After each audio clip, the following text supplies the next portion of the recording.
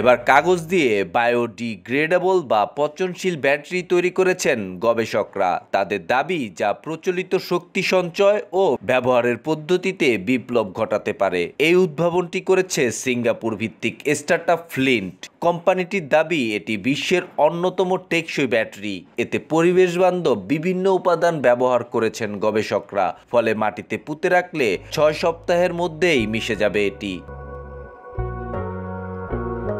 প্রচলিত lithium ion ব্যাটারির মতোই দীর্ঘস্থায়ী কাগজের এই ব্যাটারি, একই সঙ্গে হালকা, সাশ্রয়ী ও দৈনন্দিন জীবনে ব্যবহৃত বিভিন্ন ডিভাইস চার্জিংয়ের জন্য যথেষ্ট কার্যকর।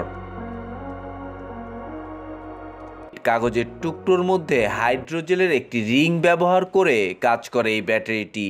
এই হাইড্রোজেলের রিংটি এখানে ইলেকট্রোলাইট ও বিভাজক হিসেবে কাজ করে। প্রচলিত লিথিয়াম আয়ন ব্যাটারির উৎপাদন প্রক্রিয়ার সঙ্গে মিল রেখে ডিজাইন করা হয়েছে এটিকে। যুক্তরাষ্ট্রের লাস ভেগাসে অনুষ্ঠিত কনজিউমার ইলেকট্রনিক্স বা CES ইভেন্টে ব্যাটারিটি উন্মোচন করেছে ফিন্ট। কাগজের এই ব্যাটারির আরও উন্নয়ন ও বাণিজ্যিকরণের জন্য $20 লাখ অনুদান সংগ্রহ করেছেন কোম্পানিটি।